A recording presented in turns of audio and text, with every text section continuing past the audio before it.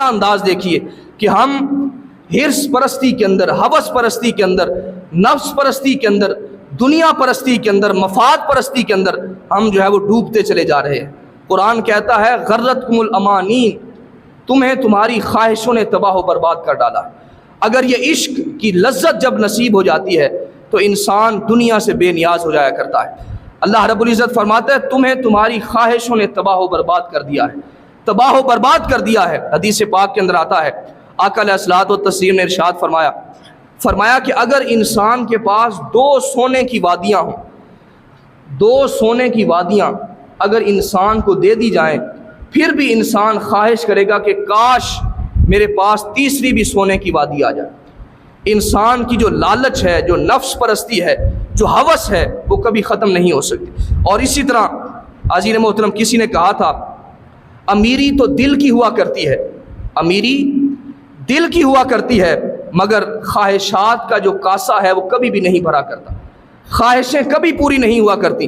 حضرت علی المرتضیٰ شیر خدا رضی اللہ تعالیٰ عنہ فرماتے ہیں اے بندے اپنی زندگی کو ضرورتوں کے مطابق گزار، نہ کہ خواہشات کے مطابق گزار۔ ضرورتیں جو ہے وہ اللہ رب العزت فقیروں کی بھی پوری کر دیتا ہے، لیکن خواہشات کبھی بھی بادشاہوں کی بھی پوری نہیں ہوا کرتی۔ ہماری زندگی محدود ہے مگر خواہشات لامحدود ہیں۔ اس محدود زندگی کے اندر لامحدود خواہشیں کیسے پوری ہو سکتی ہیں؟ لہٰذا آقا علیہ الصلوۃ والتسلیم نے فرمایا الفقر فخری، فقر جو ہے وہ میرا فخر ہے، فقر میرا فخر ہے۔ فقیری اور بھکاری کے اندر فرق کیا ہے؟ بھکاری جو ہوتا ہے اس کو کہتے ہیں جس کو دنیا دھتکار دیتی ہے، اپنے در سے بھگا دیتی ہے، دھتکار دیتی ہے، جس کو حقیر سمجھ کر اپنے در سے بھگا دیا جاتا ہے۔ لیکن فقیر وہ ہوتا ہے، اللہ کو ماننے والا فقیر وہ ہوتا ہے جو دل سے دنیا کو نکال دیا کرتا ہے۔ کسی لکھنے والے نے کہا تھا اگر دنیا جیب سے نکل جائے یا ہاتھ سے نکل جائے انسان غریب ہو جاتا ہے، لیکن اگر یہی دنیا انسان کے دل سے نکل جائے انسان اللہ کا ولی بن جاتا ہے۔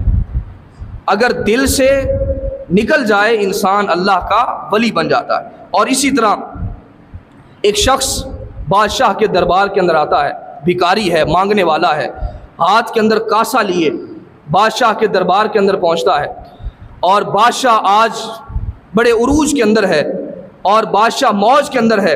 بھکاری سے کہتا ہے آج جو کچھ مانگو گے تمہیں دیا جائے گا، آج جو کچھ مانگنا ہے تم مانگ لو، آج تمہیں نوازا جائے گا۔ وہ بھکاری اپنا کاسا ان کے سامنے کرتا ہے اور کہتا ہے کہ اس کاسے کو بھر دو، اس کاسے کو مکمل کر دو، میری بس یہی خواہش ہے۔ عزیز محترم بادشاہ اس کاسے کے اندر ہیرے جواہرات ڈالتا ہے، زیورات ڈالتا ہے، اور سارے وزیروں مشیروں کو حکم دیا جاتا ہے کہ اس کے کاسے کو بھر دیا جائے، مگر سارا مال لا کر اس کے کاسے کے اندر پھینک دیا جاتا ہے لیکن کاسا نہیں بھرتا۔ بادشاہ پوچھتا ہے کہ ماجرا کیا ہے، کہ کیسا کاسا ہے جس کے اندر سارا مال بھی لا کر ڈال دیا ہے مگر یہ بھرنے کا نام نہیں لے رہا؟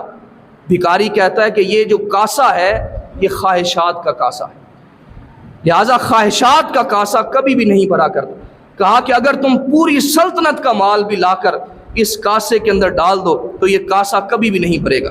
عزیز محترم اسی طرح حضرت واصف علی واصف رحمۃ اللہ تعالیٰ علیہ فرماتے ہیں کہ جو شخص یہ چاہتا ہے کہ میرے پاس اور آ جائے اور آ جائے، حال میں مزید کی خواہش کرتا ہے اور بڑھ جائے اور مال آ جائے، تو کہا کہ وہ شخص تھا بھی غریب، ہے بھی غریب اور رہے گا بھی غریب۔ کہا وہ شخص کبھی بھی امیر نہیں ہو سکتا۔ حضرت خواجہ نظام الدین اولیاء محبوب الہی رحمۃ اللہ تعالیٰ علیہ آپ ایک راستہ سے گزر رہے تھے، وہاں پر 2 بھائی لڑ رہے تھے، زمین کی وجہ سے دونوں بھائی آپس کے اندر جھگڑ رہے تھے، اور ایک کہتا تھا کہ زمین میری ہے، دوسرا کہتا تھا زمین میری ہے۔ حضرت نظام الدین اولیاء محبوب الہی رحمۃ اللہ تعالیٰ علیہ آپ فرماتے ہیں میں تمہاری لڑائی جھگڑے کو ختم کرتا ہوں، کیوں نہ ہم اس زمین سے پوچھ لیں کہ تو کس کی ہے؟ حضرت خواجہ نظام الدین آپ اس زمین سے پوچھتے ہیں اے زمین، بڑا بھائی کہتا ہے کہ تو میری ہے، چھوٹا بھائی کہتا ہے کہ تو میری ہے، ذرا تو بتا تو کس کی ہے؟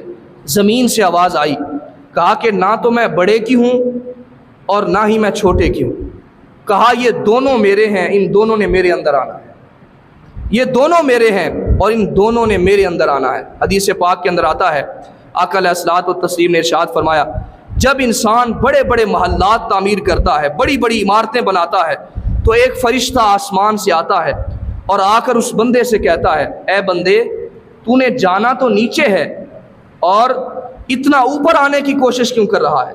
جانا تو اس زمین کے اندر ہے لیکن اتنا اوپر آنے کی کیوں کوشش کر رہا ہے؟ حاضرین محترم، خواہشات کا کاسا ہم نے اس کے اندر چھید اتنے ڈال دیے ہیں، اس کاسے کے اندر سوراخ اتنے کر دیے ہیں کہ وہ کبھی بھی بھر نہیں سکتا۔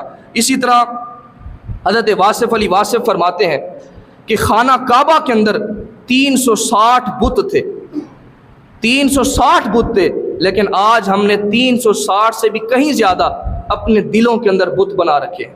کوئی حسد کا بت ہے، کوئی نفرت کا بت ہے، کوئی عداوت کا بت ہے، کوئی کدورت کا بت ہے، کوئی حسد و کینہ کا بت ہے، کوئی اسی طرح بغض کا بت ہے، اور کوئی مال پرستی، ہوس پرستی کا بت ہے۔ لہٰذا ہم نے اپنے دلوں کے اندر کتنے بت بنا رکھے ہیں۔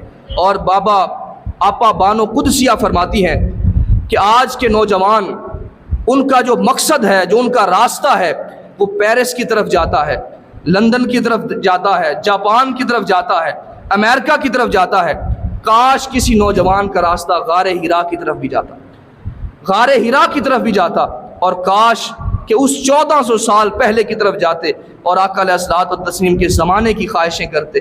تیرے ہوتے جنم لیا ہوتا، کوئی مجھ سا نہ دوسرا ہوتا، سانس لیتا تو اور جی اٹھتا، کاش مکے کی میں فضا ہوتا، اور پیڑ ہوتا کھجور کا میں کوئی، آقا جس کا پھل آپ نے کھا لیا ہوتا، اور تو آتا میرے جنازے پر، یا رسول اللہ تو آتا میرے جنازے پر، حضور آپ کے ہوتے میں مر گیا ہوتا، تیرے ہوتے جنم لیا ہوتا، کوئی مجھ سا نہ دوسرا ہوتا۔ عزیز محترم، ایک شخص بادشاہ کے پاس آتا ہے اور وہ شخص اللہ کا بزرگ ہوتا ہے، آ کر کہتا ہے کہ میں سکون چاہتا ہوں۔ جملے پر غور کیجئے گا، اس نے کہا کہ حضرت مجھے کوئی نسخہ بتائیں، میں سکون چاہتا ہوں۔ آپ نے فرمایا کہ اپنے جملے پر غور کر۔ اس نے کہا کہ میں سکون چاہتا ہوں۔ آپ نے فرمایا پہلی میں کو ہٹا دے، یہ تکبر کی میں ہے، غرور کی میں ہے، انا کی میں ہے۔ کہا اس میں کو ہٹا دے۔ کہا باقی کیا بچ گیا؟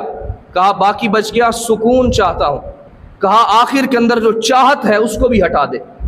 کہا یہ جو چاہت ہے یہ نفس کا دھوکہ ہے، یہ نفس کی چال بازی ہے۔ کہا چاہت کو بھی ہٹا دے۔ اس نے کہا کہ چاہت کو ہٹا دیا، صرف سکون بچ گیا۔ کہا کہ تکبر کو ہٹا دے، اپنے نفسانی خواہشات کو ہٹا دے۔ کہا باقی اس میں سے سکون بچ جائے گا جو اللہ رب العزت تمہیں عطا فرما دے۔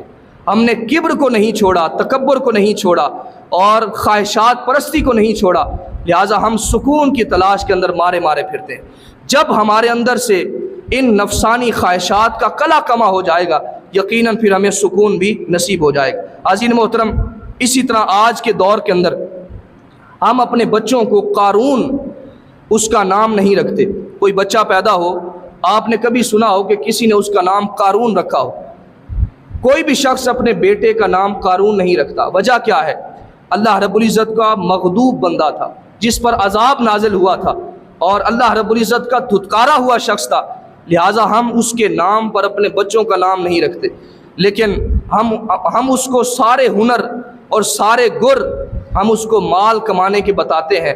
جس طرح قارون کے پاس مال تھا، ہم بھی چاہتے ہیں کہ اسی طرح مال اکٹھا ہو جائے، وہ چاہے حرام طریقے سے آئے، سود سے آئے، رشوت سے آئے، کسی بھی طریقہ سے آئے، ہم چاہتے ہیں کہ مال آنا چاہیے، وہ کوئی بھی طریقہ ہو۔ مگر اندازہ کیجئے، حضرت صدیق اکبر رضی اللہ تعالیٰ عنہ، آپ کا جب وصال ہوا، آپ کو جب غسل دیا جانے لگا، تو آپ کے کپڑوں میں سے 3 درہم نکلے تھے۔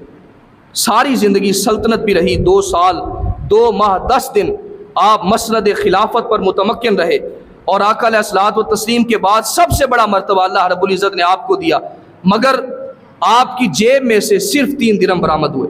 حضرت عمر فاروق رضی اللہ تعالیٰ عنہ، آپ کو جب غسل دیا گیا تو آپ کے پاس جو مال تھا ان کی تعداد 5 درہم تھی۔ آپ بھی مسند خلافت پر متمکن رہے، حکومت تھی، بادشاہت تھی، سلطنت تھی، مگر آپ نے مال اکٹھا نہیں فرمایا۔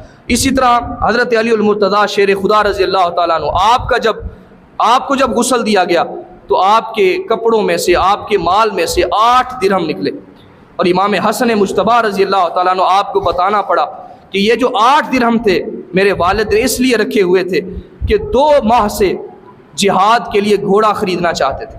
حاضرین محترم، یہ وہ لوگ تھے جنہوں نے اپنی زندگیاں اللہ کے نام لگائیں، اور یہ عشق اور محبت کے اندر اس قدر آگے بڑھ گئے تھے، اور انہوں نے دل کو اللہ کی محبت کے لیے خالی کر دیا تھا۔ صرف اللہ کی محبت، اس کا ڈیرا، اس کا بسیرا ان کے دلوں کے اندر موجود تھا۔ اور جے سوہنا میرے دکھ وچ راضی تے میں سکھ نو چلے ڈاواں، یار فریدا کتے مل پوے سونا، انہوں رو رو حال سناواں۔